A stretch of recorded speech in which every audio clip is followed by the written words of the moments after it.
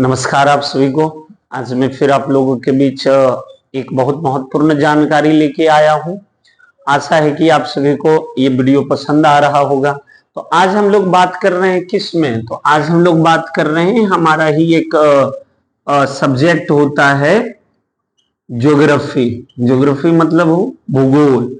भूगोल के बारे में हम लोगों ने पिछले वीडियो में जान रखा है कि भूगोल कहते किसको है, भूगोल क्या है, भूगोल की जरूरत हमें क्यों है। और उसी भूगोल में आज हमारा सबसे इंपॉर्टेंट टॉपिक है क्या चीज, जनसंख्या। अब जनसंख्या कहते किसको है, तो एक निश्चित क्षेत्र में रहने वाले व्यक्तियों की संख्या को ही हम लोग क्या कहते हैं, जनसंख्या के नाम से जानते हैं। अर्थात जहां कहीं भी हमारी जो निवास स्थान है, तो निवास स्थान कहने का मतलब इसमें आगे चलकर हमें यह जानना पड़ता है कि अप्रवास या उत्प्रवास वो फिर एक अलग टॉपिक बन जाता है। यहाँ पे बस एक पार्टिकुलर रीजन में रहने वाले लोगों की संख्या को ही हम लोग क्या कहते हैं, जनसंख्या। हम कहते हैं कि इसको प्रभावित करने वाले कौन कौन से कारक हैं, कि which factor influence the population, यानी जनसंख्या को प्रभावित कौन कौन से करता है। तो इसमें सबसे पहला हमारे पास आता है जिसको हम लोग क्या कहते हैं, भौगोलिक कारण। तो भौगोलिक कारण में सबसे पहला जो है हमारा पॉइंट कि जल की उपलब्धता, यानी अवेलेबिलिटी ऑफ, किसकी बात करते हैं हम लोग, वाटर की बात कर रहे हैं कि जल की उपलब्धता का हमारे लिए जनसंख्या पर इसका क्या प्रभाव पड़ता है। हम शुरू से जान रहे हैं कि मानव अधिवास या मानव दिवस वहां पे शुरू हुआ था जहां पे सबसे पहले क्या चीज था, जल। क्यों, जल के लिए, जल की सहायता से हम लोग यातायात के साधन को भी देखते हैं।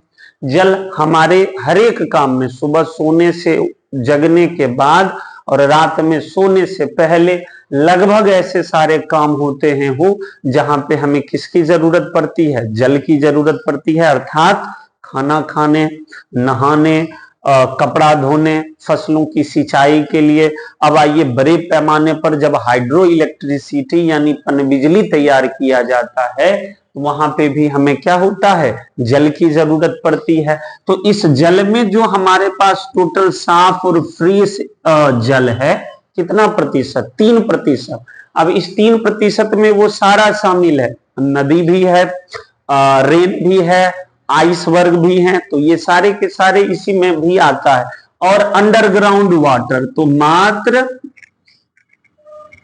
है ना, UGW यानी अंडरग्राउंड वाटर, जिसको हम लोग भूमिगत जल बोलते हैं, वह मात्र 1% है, जिसकी सहायता से हम अपने दैनिक कार्यों को क्या करते हैं।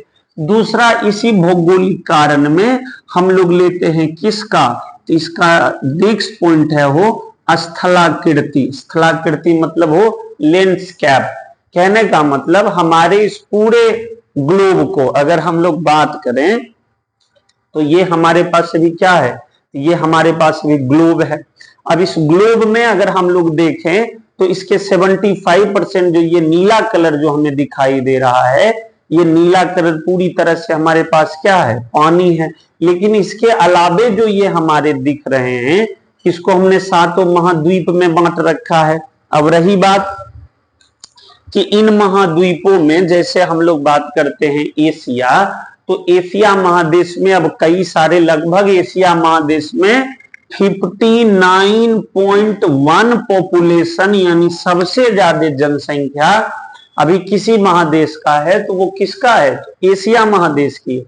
अब इस एशिया महादेश में टोटल अगर देशों की संख्या देखी जाए तो लगभग 45 प्लस है, अराउंड 50 के आसपास है, जिसमें कि विश्व की जनसंख्या का लगभग 59% जनसंख्या यहाँ निवास करता है। तो अब एशिया को भी बांटे तो इसको भी कई अलग अलग भागों में बांटा जाता है। अगर भारत की तौर पे देखें तो हमारे उत्तर साइड में क्या है, हिमालय है। दक्षिण साइड में अगर देखें तो पूरा का पूरा हमारा नैरो इस तरह से एक कोस्टल लाइन बनता है ना। तो यहाँ पे रहने वाले लोगों का जनजीवन और समतल भूमि या पठार या रेगिस्तान में रहने वाले लोगों का सारे के सारे लोगों के रहने का खाना, ऑक्यूपेशन सब अलग अलग प्रकार से होते हैं, जो इस जनसंख्या को भी क्या करता है, कहीं ना कहीं प्रभावित करता है। नेक्स्ट अगर इसी में देखें तो अब सबसे ज्यादा और इम्पोर्टेंट चीज हमारे लिए क्या आता है, जलवायु। यहाँ पे ध्यान यह रखना है कि मौसम और जलवायु दोनों में अंतर है, और ये दोनों निर्भर किस पे करता है, तो ये दोनों निर्भर तापमान पे करता है। मौसम में तापमान, वेदर जिसको हम लोग बोलते हैं, तो temperature day by day, time to time, hour to hour या मिनट टू मिनट, यानी घंटा दर घंटा, दिन से दिन, या फिर कहें तो मिनट से मिनट टेम्परेचर यानी तापमान में बदलाव होता है, तो उसको हम लोग मौसम कहते हैं। लेकिन जब कंटिन्यू एक ही जैसा तापमान वर्षों तक बना रहे, तब वही हम लोग उसको किसके नाम से जानते हैं, जलवायु के नाम से जानते हैं। जलवायु के भी आधार पर हमने अपने पूरे पृथ्वी को अलग अलग जोनों में बांट रखा है, तो इस पे भी हमने वीडियो बना रखी है। आप वहां से जाकर हमारे कोर्स इस चैनल के लिस्ट में जाकर आप उस वीडियो को देख सकते हैं। रही बात, अब छोटा सा एग्जांपल हम आपको बताते हैं कि भारत में एक मॉडरेट क्लाइमेट है, यानी समय के साथ यहाँ मौसम क्या होता है, ऋतुएं बदलती रहती है ना। हाँ, ऋतु, मौसम और जलवायु तीनों तीन चीज है।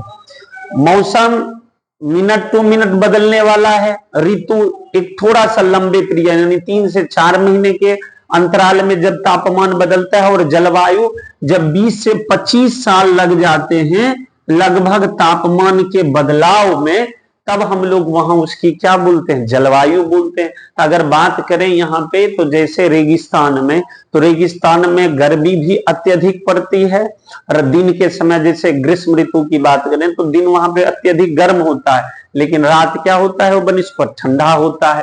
तो वहां पे उगने वाले फसल, अब यहाँ पे हमारा जितना सारा क्रॉप्स होगा यानी फसल होगा, वह भी निर्भर करता है किस पे, जलवायु पे। अब चलिए इसी में हम लोग देखते हैं, नेक्स्ट पॉइंट है हमारा क्या चीज हो, कि आर्थिक कारण।